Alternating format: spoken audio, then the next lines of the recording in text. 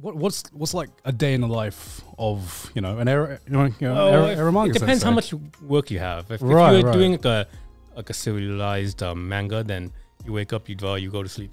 Right. And you do that for like maybe like a month. Oh wow! Oh wow! Do you have like assistants and stuff like that? Like when I did Metamorphosis, I had 2 assistants who did like most of the tone work.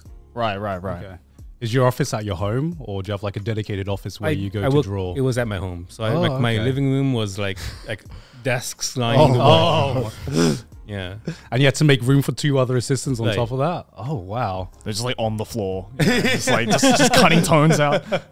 That's just like my image of like these kinds of like small like manga studios and stuff like that. Like the assistants are on the floor. Like you've seen them before, right? Yeah. Exactly. How often do you like get to work on serialized work? Because I imagine you just said it takes a lot of work. So like whenever I want to. Whenever you want to, like, yeah. After my first tankobon, what do you call it? Like volume. A volume. Yeah. Like Takabon?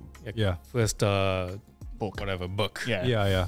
After my first book came out, and it sells pretty well, then people start giving you, like, asking you to do work. So, right. And after you gain a little bit of notoriety, then, you don't really have any trouble finding work. Yeah. As long as you want to work, you can. Oh, okay. So I've been lucky in that sense. So you just go on your own schedule. Yeah. Awesome. I'm sure you got quite a bit of notoriety as well, like after Metamorphosis, right?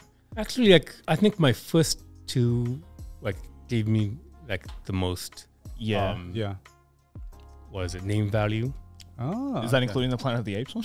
No. Like my first 2 like books. Books. Oh, okay. I was about to say. I was like, Sarashiai and TSF Monogatari. You're right. Like my first 2 like published books. Yeah. I've always been curious because obviously Metamorphosis has been very like memed up in the Western anime community. Right. What's the Japanese side of things like? How's your Japanese audience reacted to your work? And I think Japanese audience finds my work kind of like weird.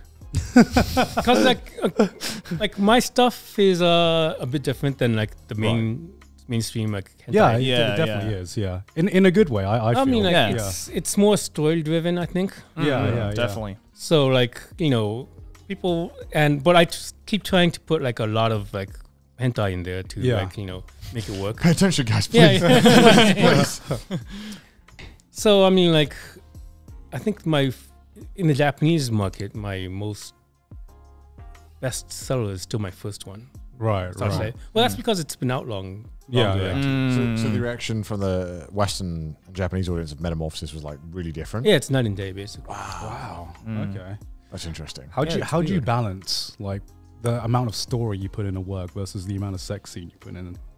Yeah. Was I supposed to fap to Metamorphosis? Genuine question. Because I was reading it and I'm like, when would I?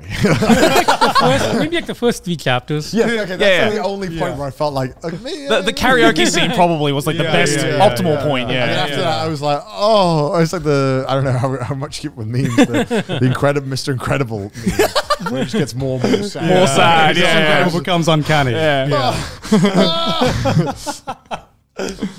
That one was very confusing. I'm like, is this more story or more porn? I couldn't really. Or was it just like, or do you not see it as that? It's just like it is a story that has porn in it.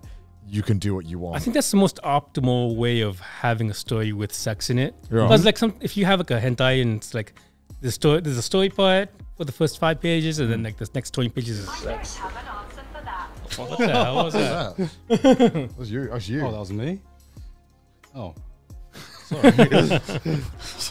I don't know why Google thought we said Google, but so I mean, if there's like a story part for 5 pages and like 20 pages of sex, then you could skip the story part, can't you? So then just read the story and read the sex, and you'd be like, and you're done. Yeah. Right. So is it more that you can't in Japan you can't draw stories that have a lot of sex in them without it being labeled as like an ero manga? Like, would you say you're trying to draw more stories than trying to draw something to fap to, in a way? I think it's a little bit of both, but I think it's sexier if there's a story in it. Right. Yes. So it has. I agree with that. Yes. Okay. So like your biggest challenge is not putting story, in your work, but it's incorporating it in a way that the makes sex should be an integral part of the story, I think. Okay. Thank you. Okay. Someone who gets it. Thank you. That's why you're the legend. So he's the GOAT. Yeah, because like you read some hentai manga and there is a very like clear distinction between here's the story part and here's the sex part. You know, Metamorphosis didn't feel like a porn thing for me. Yeah. It felt like a really dark story and very adult. Yeah. I think that's why it drew so many people in, though, right? Yeah. Because like they're probably going into it expecting it to be like 5 pages of story, 20 pages of sex scenes, and then you're like, hold on a second. But I'm just wondering now because it made me think like, oh, does Japan have like if it has X amount of sex in it, would they just automatically put it in it's porn? Yeah. Even if the story is very fleshed out and very. I think there's no clear cut line between like porn and like a story with sex in it, because you see a lot of seinen manga with a decent amount of sex in it. Yeah. True. I think it depends on like just how much you're showing, right? Probably. I guess so, yeah. Because like a lot of like seinen manga and like sex scenes and stuff like that, it's usually like, you know, you only see like the top half or, you know, like it's like moaning faces. Yeah, or just like a moaning face. Whited out and it's like, or it's like completely whited out or whatever. Whereas like, you know, a lot of doujins, it's whited out, but it's like very minimally whited out. Yeah. You know? Do you have like a unconscious page count that you need to reach in terms of like, I need to show sex for this amount of pages? Because I do notice that with a lot of manga where it just feels like, okay, you have a typical manga, it's like 20 odd pages, that's like 5 pages of story and dialogue maybe, and then 15 pages of sex. I think if you have an editor, they try to give you like a set limit of how much story They're like, chill, my dick can only get so hard. So like, you know, if you're making a 30-page manga, Yeah. your editor would say at least 20 pages should be sex. What? Wow. So if you're working under those restrictions, it's hard to make a good story Yeah. because you only have 10 pages of story. You have 10 pages of story. Right? That's why if you put like, if you incorporate the story into the sex, then you have, you know, all those pages to work with. Yeah. And I feel like that just makes the work better in general if you find a way to incorporate it somehow. Right. But like, I guess it's hard because one, so few other mangakas do it.